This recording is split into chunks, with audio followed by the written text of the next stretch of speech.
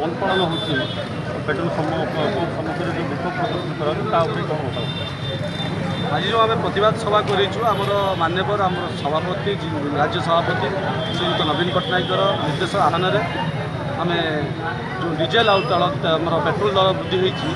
तार प्रतिवाद आम आज प्रतिवाद सभा करूँ आम कालीबदा पाखु बाहर हजार हजार मोटरसाइकेल द्वारा प्रतिवाद करुचु लोकों भीतर अवेयरनेस करुचु केन्द्र जो नीति चली आम प्रतिवाद करुचु